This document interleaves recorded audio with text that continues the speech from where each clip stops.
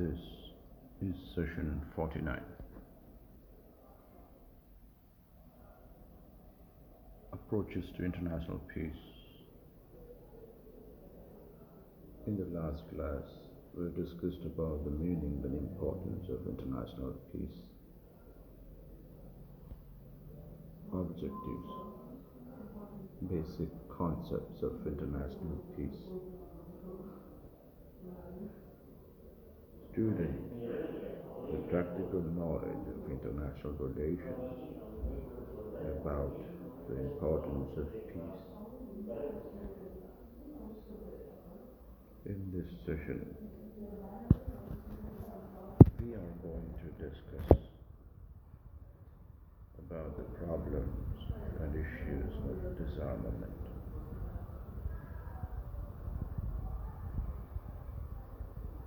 The task of bringing about disarmament and arms control is faced with many problems, difficulties, and obstacles, which are as follows: fear and insecurity.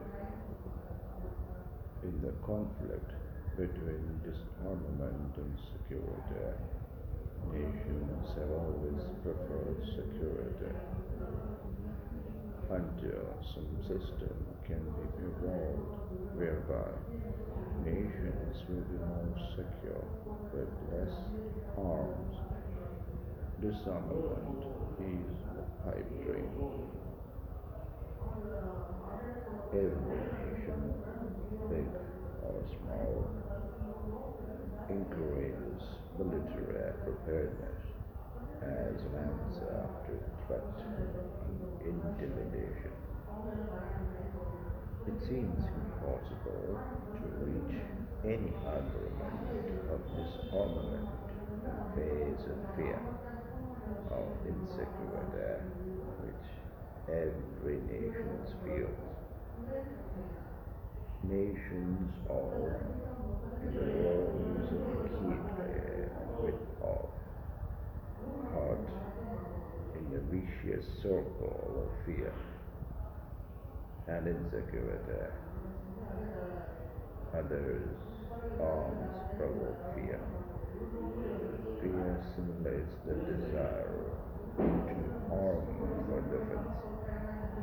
Armament, in turn, encourages the enemy to increase its arm, and so it goes on in a never-ending spiral.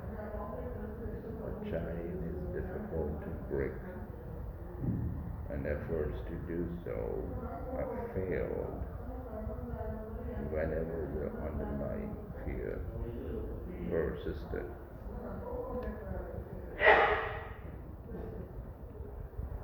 There remains a controversy over whether disarmament or security should come first.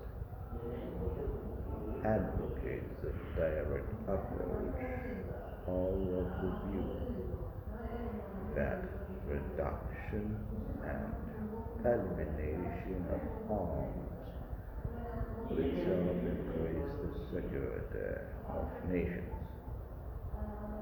by reducing the capacity and readiness of states to attack one another, whereas the indirect approach counters that states would not disarm unless in place of arms they are offered foolproof security. Thus, firmly knit alliance or a functioning collective security system is a prerequisite to any sound disarmament. The mutual distrust. Every state views the disarmament proposal put forth by others with suspicion. Every country feels suspicious about the intentions of other nations.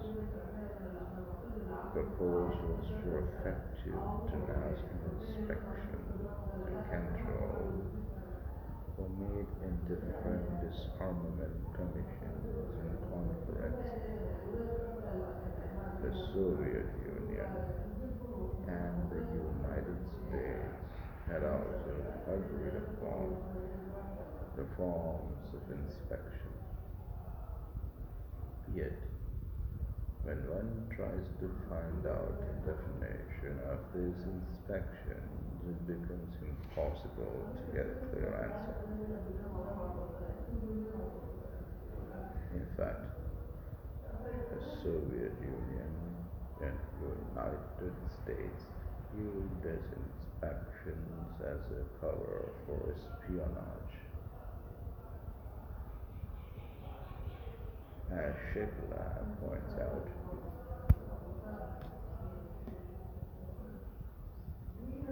if there is perfect trust between nations, arms would be unnecessary and disarmament would not be a problem. In crisis of faith is another difficult thing that prevents effective international control over arms manufacturing, testing activities,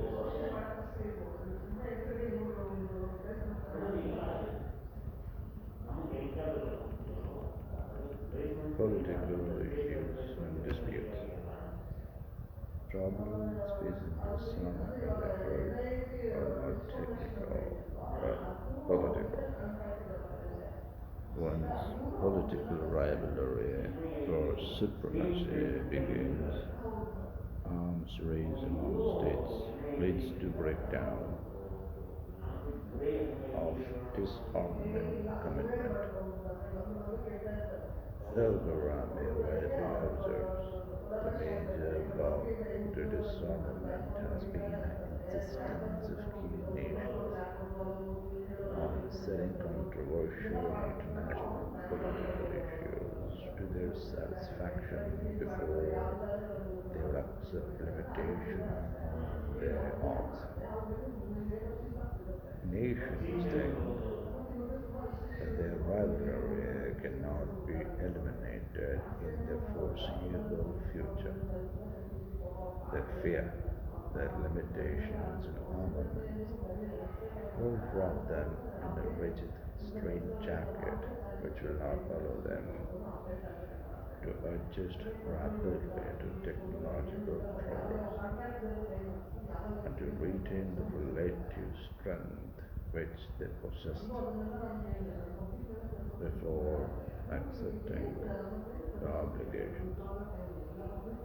Resolving political conflicts without violence may be the key to arms control because arms are symptoms of political tension. Nations do not indulge in war because they have arms. They have arms because they think it is essential to fight superpower conflicts. The strained relations between the superpowers served as a stumbling block in the way of disarmament. As long as Cold War persisted, the process of disarmament could not make much headway. The evolution of arms talks have been linked with complication of the Soviet-American competition in other areas. Heckley and Witkoff rightly observed. Arms control and détente are symbiotic. The former assists the development of the latter, and the latter fosters the former. Deterioration of East-West relations in non-military areas can therefore jeopardize prospects of arms control, and an escalating arms race reduces considerably the probability of improved Soviet-American political relationship. The inability of the two states to reach accommodation in areas not directly related to arms control will nonetheless constitute an obstacle to the negotiation of meaningful arms control agreement. Advantage of military technology.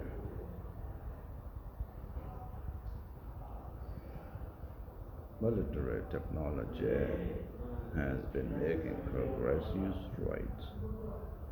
This advancement enhances the way small states possess qualitative superior weapons. Nuclear power, nuclear capable nations have further threatened this armament process.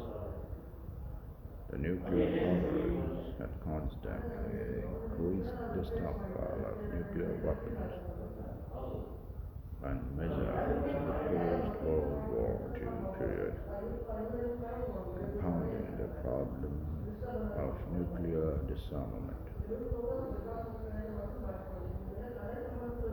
Advancement in military technology, especially superpowers, result in the rise of ever new military doctrines and strategies which collectively obstruct the effort towards disarmament and arms control.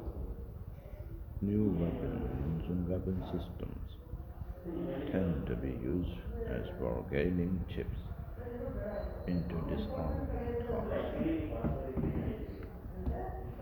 If this momentarily failed to achieve results, these weapons are further developed and even deployed sometimes to heighten the arms race.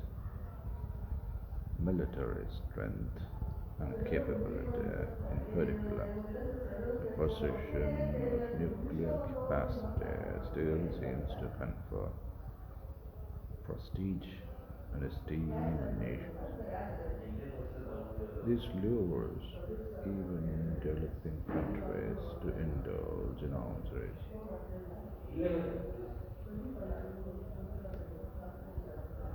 Lobby of arms industry. Lobby of arms industry influence the policy options of the ruling elite and prevent any concession arising out of their policy planning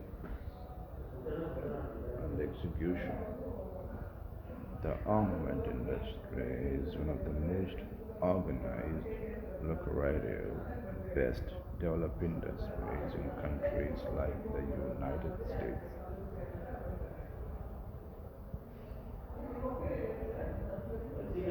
Manufacture and sale of weapons and disarmament measures cannot go hand in hand. National interest. No nation speaks against disarmament, but views a disarmament plan from the viewpoint of its national interest. During arms control talks, conditions put forth of participants. No nation speaks against disarmament, but views any disarmament plan from the viewpoint of its national interest.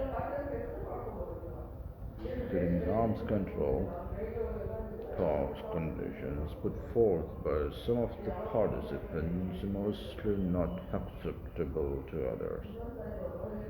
Arms control and disarmament measures is a game of give and take. But all negotiating nations want to take much and give little, because security is dear and fear is strong.